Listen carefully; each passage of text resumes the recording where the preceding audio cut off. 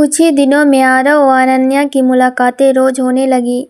अब दोनों सिर्फ काम की बातें नहीं करते थे, बल्कि अपनी जिंदगी की छोटी छोटी खुशियां और परेशानियां भी एक दूसरे से बांटते थे। कभी वे साथ चाय पीते, कभी दोपहर का खाना खाते और कभी काम खत्म होने के बाद पास के पार्क में टहलने निकल जाते। धीरे धीरे दोनों को एक दूसरे का साथ अच्छा लगने लगा था। दफ्तर में काम करने वाले लोग भी उनकी बढ़ती दोस्ती को नोटिस करने लगे थे। कुछ लोग उनकी खुशी देखकर मुस्कुरा देते, लेकिन कुछ ऐसे भी थे जिन्हें यह रिश्ता बिल्कुल पसंद नहीं था। उन्हीं में से एक थी रिया। रिया कई सालों से आरव के साथ काम कर रही थी। वह मन ही मन आरव को पसंद करती थी, लेकिन उसने कभी अपने दिल की बात उससे नहीं कही। जब उसने आरव को हर समय अनन्या के साथ हंसते और बातें करते देखा, तो उसके मन में जलन पैदा होने लगी। एक दिन उसने अपनी सहेली से कहा, देखना, यह लड़की ज्यादा दिन यहाँ नहीं टिकेगी। उसकी सहेली ने हैरानी से पूछा, लेकिन उसने तुम्हारा क्या बिगाड़ा है? रिया ने हल्की मुस्कान के साथ कहा, अभी कुछ नहीं, लेकिन अगर वह आरव के और करीब गई तो मैं उसे कभी सफल नहीं होने दूंगी। उधर आरव और अनन्या को इन सब बातों का जरा भी अंदाजा नहीं था। उसी शाम दोनों काम खत्म होने के बाद पास के एक पार्क में घूमने चले गए। मौसम बहुत सुहाना था। हल्की हवा चल रही थी और पेड़ों से पत्ते धीरे धीरे जमीन पर गिर रहे थे। चलते चलते अनन्या ने पूछा, आरव, तुम्हारा सबसे बड़ा सपना क्या है? आरव कुछ पल चुप रहा और फिर बोला, मैं बस इतना चाहता हूँ कि मेरी जिंदगी में कोई ऐसा इंसान आए जो मुझे मेरे नाम या पैसों की वजह से नहीं, बल्कि मुझे समझकर प्यार करे। अनन्या मुस्कुराई और बोली, ऐसा इंसान तुम्हें जरूर मिलेगा।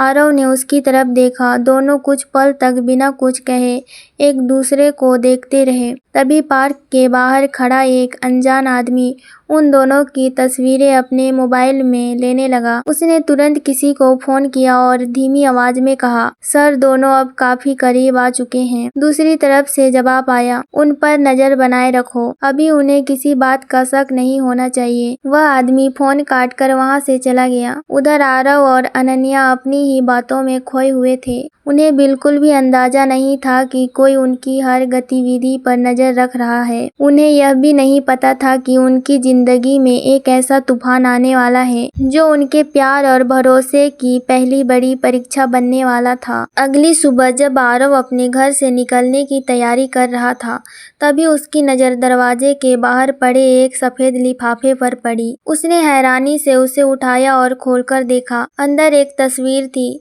जिसमें वो और अनन्या पार्क में साथ बैठे मुस्कुरा रहे थे। तस्वीर के पीछे लाल रंग से लिखा था, अगर अपने और अनन्या के लिए अच्छा चाहते हो तो उससे दूर हो जाओ। यह पढ़कर आरव कुछ देर चुप खड़ा रहा। उसे समझ नहीं आया कि यह सब कौन कर रहा है और क्यों। उसने किसी से इस बारे में कुछ नहीं कहा और चुपचाप दफ्तर चला गया। उधर अनन्या हमेशा की तरह मुस्कुराते हुए दफ्तर पहुंची, लेकिन उसने देखा कि आज आरव कुछ परेशान लग रहा था। उसने पूछा, क्या बात है, तुम ठीक तो हो? आरव ने मुस्कुराने की कोशिश की और बोला, हाँ, बस थोड़ी थकान है। अनन्या उसकी बात समझ तो गई, लेकिन उसने ज्यादा सवाल नहीं किए। पूरे दिन आरव का ध्यान काम में नहीं लगा।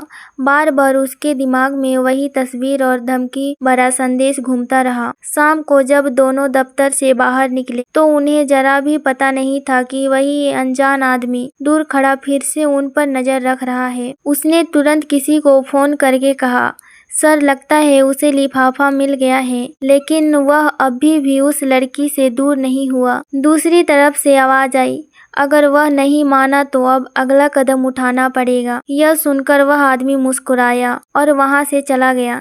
दूसरी ओर आरव ने मन ही मन फैसला कर लिया कि चाहे कुछ भी हो जाए, वह सबसे पहले यह पता लगाएगा कि आखिर उसकी और अनन्या की जिंदगी में दखल देने वाला यह रहस्यमयी व्यक्ति कौन है। अगले दिन आरव ने बिना किसी को बताए उस लिफाफे की जांच शुरू कर दी। उसने सबसे पहले घर के बाहर लगे कैमरों की रिकॉर्डिंग देखी, लेकिन हैरानी की बात यह थी कि रात के उसी समय कैमरे कुछ मिनटों के लिए बंद हो गए थे।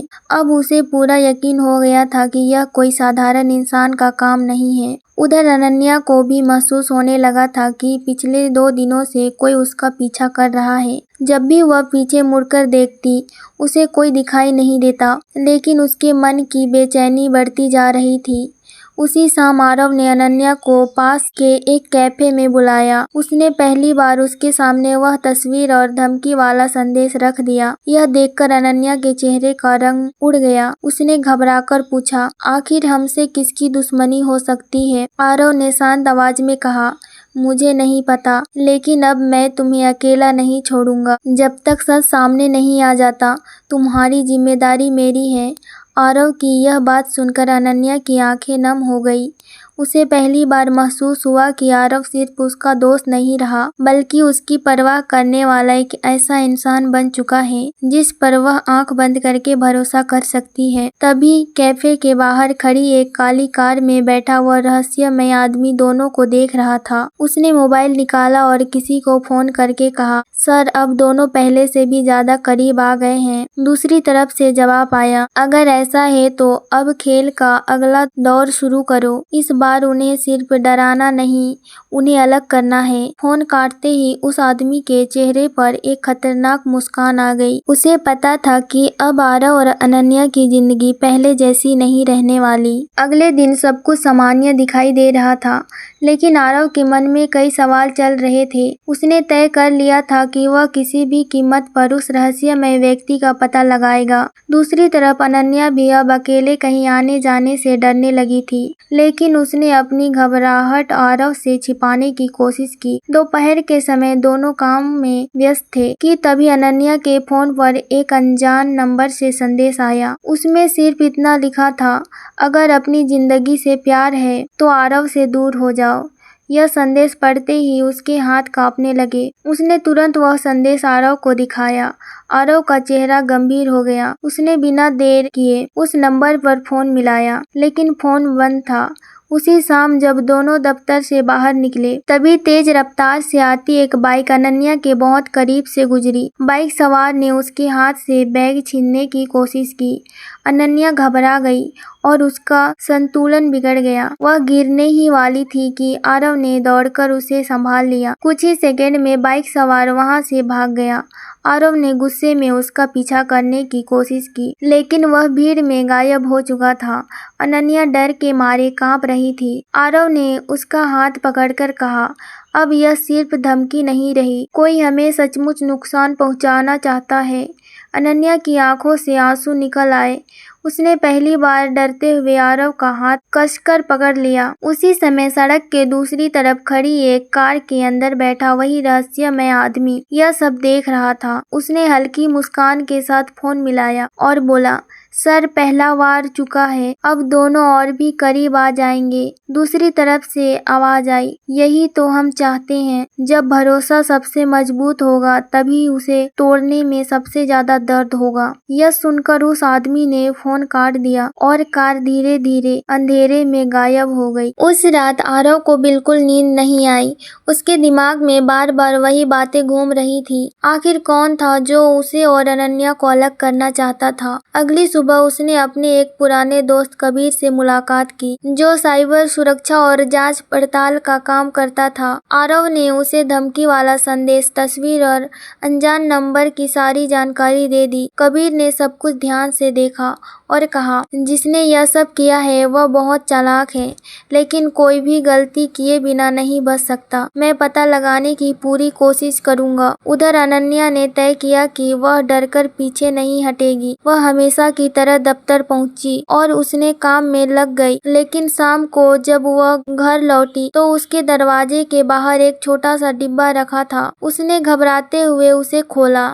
अंदर उसकी बचपन की एक पुरानी तस्वीर थी, जिसे देखकर वह हैरान रह गई। तस्वीर के साथ एक पर्ची भी थी, जिस पर लिखा था, मैं तुम्हारे बारे में सब कुछ जानता हूँ। यह पढ़ते ही उसके हाथ कांपने लगे।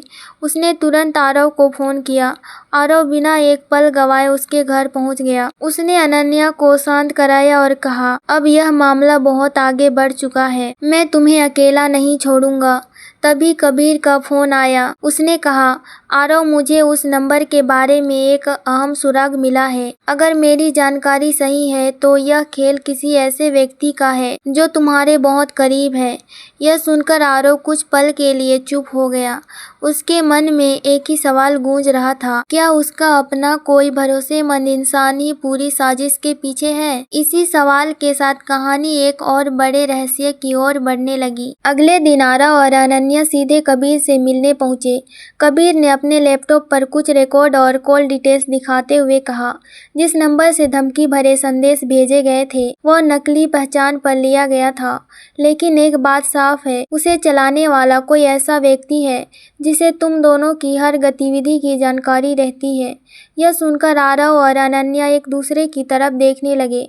अब उन्हें समझ आ गया था कि दुश्मन कोई बाहरी नहीं बल्कि उसके बहुत करीब है। उसी समय कबीर ने एक तस्वीर स्क्रीन पर दिखाई।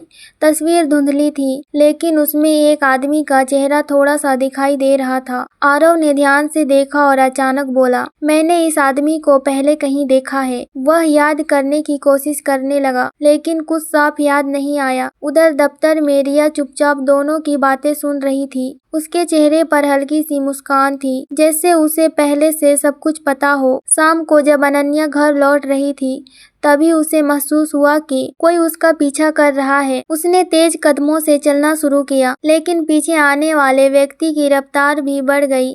तभी अचानक किसी ने उसका हाथ पकड़ लिया। अनन्या डर के मारे चीखने ही वाली थी कि सामने से आरव खड़ा था। उसने कहा, डर मत, मैं हूँ। मुझे लगा कोई तुम्हारा पीछा कर रहा है, इसलिए मैं तुम्हारे पीछे पीछे आया। तभी दोनों की नजर सड़क के दूसरी तरफ गई। एक काले कपड़ों में खड़ा आदमी उन्हें देख रहा था। जैसे ही आरव की तरफ दौड़ा, वह आदमी तेजी से भागने लगा। काफी देर तक पीछा करने के बाद भी वह हाथ नहीं आया, लेकिन भागते समय उसकी जेब से एक छोटी सी चांदी की चाबी गिर गई। आरव ने वह चाबी उठाई। उस पर सिर्फ एक नंबर लिखा था, 217। आरव ने चाबी को ध्यान से देखा और कहा, मुझे लगता है यही पहली असली कड़ी है। अगर इस चाबी का राज मिल गया तो शायद उस आदमी का चेहरा भी सामने आ जाएगा। दोनों नहीं जानते थे कि यह छोटी सी चाबी उन्हें एक ऐसे सच तक ले जाने वाली थी जो उनकी जिंदगी हमेशा के लिए बदल देगा। अगली सुबह आरव वह चाबी लेकर कबीर के पास पहुंचा। कबीर ने चाबी को ध्यान से देखा और कुछ देर सोचने के बाद कहा, इस पर लिखा है 217, कोई साधारण नंबर नहीं है।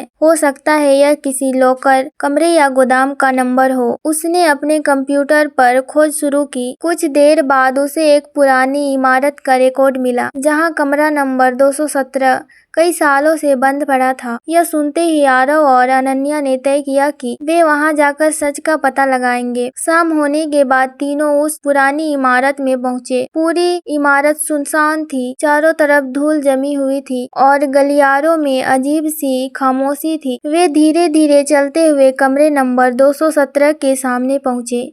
आरव ने कांपते हाथों से चाबी ताले में डाली। ताला एक ही कोशिश में खुल गया। जैसे ही दरवाजा खुला, अंदर अंधेरा था। कबीर ने टॉर्च जलाई। कमरे में पुरानी फाइलें, कुछ बंद डिब्बे और दीवार पर लगी कई तस्वीरें दिखाई दी। उन तस्वीरों को देखकर अनन्या की सांसें थम गई। दीवार पर उसकी और आरव की अलग अलग समय की तस्वीरें लगी थी। ऐसा लग रहा था जैसे कोई कई महीनों से उन दोनों पर नजर रख रहा हो। तभी कबीर की नजर एक मेज पर रखी डायरी पर पड़ी। उसने डायरी खोली। पहले ही पन्ने पर लिखा था, अगर यह डायरी तुम्हारे हाथ लग गई है तो समझ लो कि खेल अपने आखिरी पड़ाव की ओर बढ़ चुका है। तभी अचानक कमरे की लाइट बंद हो गई और बाहर से दरवाजा जोर से बंद होने की आवाज आई। अनन्या डरकर आरव के पास आ गई।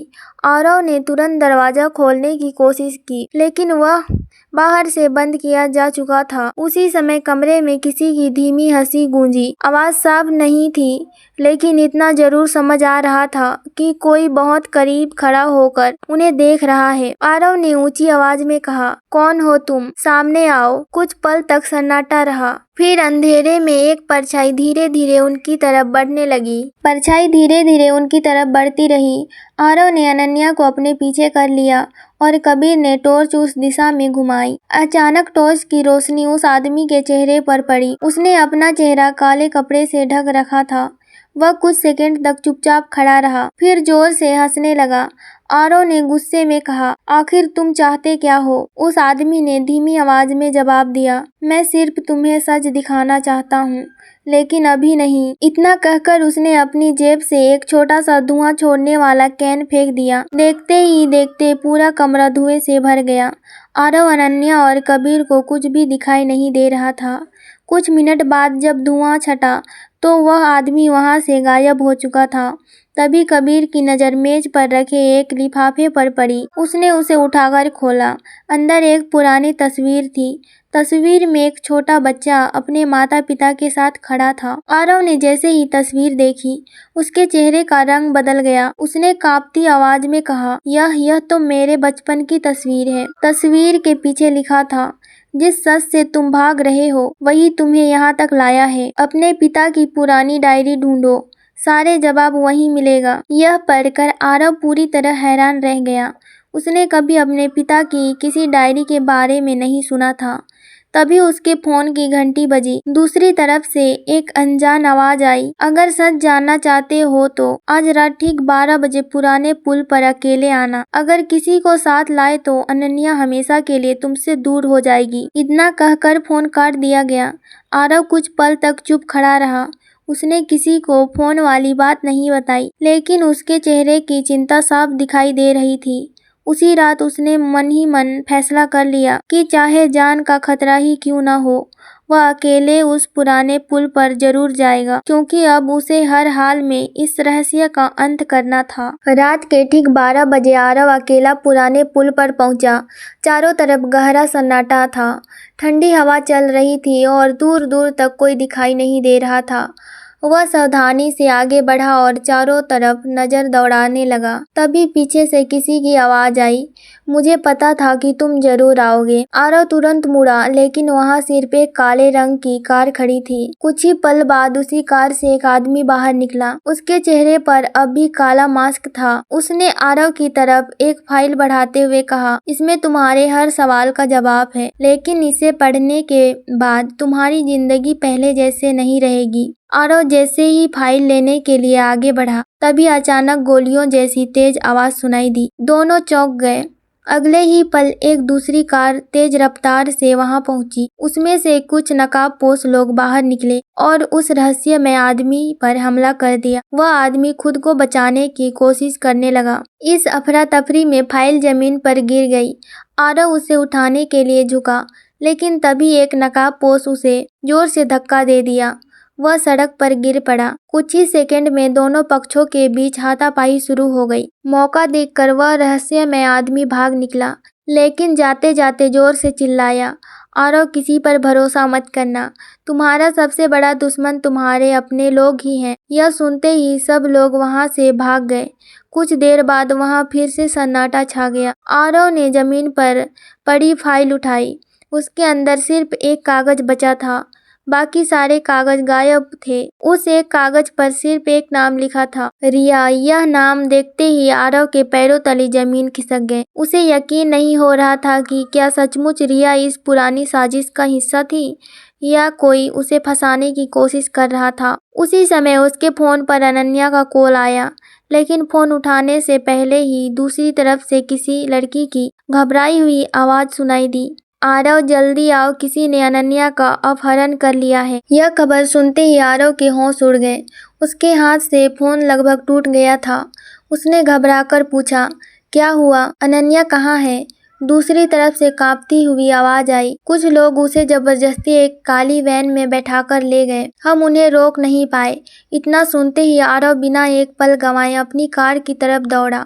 रास्ते में उसने कबीर को फोन किया और पूरी बात बता दी। कबीर ने तुरंत शहर के अलग अलग इलाकों के सीसीटीवी कैमरों की मदद से वैन का पता लगाने की कोशिश शुरू कर दी। कुछ ही देर बाद उसने आरव को बताया, वैन शहर के बाहर पुराने गोदाम की तरफ गई है, लेकिन सावधान रहना, यह कोई जाल भी हो सकता है। आरव ने बिना डरे वहीं जाने का फैसला किया। थोड़ी देर बाद वह गोदाम के बाहर पहुंच गया। वहां चारों तरफ अंधेरा था और जगह बिल्कुल सुनसान थी। तभी कबीर भी वहां पहुंच गया। दोनों धीरे धीरे अंदर बढ़े। गोदाम के बीचों बीच एक कुर्सी पर अनन्या बंधी हुई थी। उसके हाथ बंधे थे, लेकिन वह सुरक्षित थी। जैसे ही आरव उसकी तरफ दौड़ा, अचानक चारों तरफ से कई नकाबपोश लोग बाहर आ गए और उन्होंने दोनों को घेर लिया। तभी ऊपर लगी लोहे की सीढ़ी से कोई धीरे धीरे नीचे उतरने लगा। वह व्यक्ति सामने आकर रुका और बोला, आखिर तुम यहाँ तक पहुँच ही गए आरव। उसने अपना मास्क उतारा। उसका चेहरा देखते ही आरव और कबीर दोनों हैरान रह गए। उनके सामने खड़ी थी रिया, लेकिन रिया मुस्कुरा रही थी, जैसे उसे किसी बात का डर ही ना हो। उसने शांत आवाज में कहा, तुम लोग मुझे इस खेल की खिलाड़ी समझ रहे हो, जबकि सच यह है कि मैं सिर्फ एक मोहरा हूँ। जिस इंसान को तुम ढूंढ रहे हो वह अभी तक तुम्हारी नज़रों के सामने है, लेकिन तुम उसे पहचान नहीं पाए। इतना कहकर रिया ने पीछे खड़े एक आदमी की तरफ देखा। वह आदमी धीरे धीरे आगे बढ़ा। उसके चेहरे पर अब भी मास्क था। उसने अपने हाथ से मास्क हटाना शुरू किया।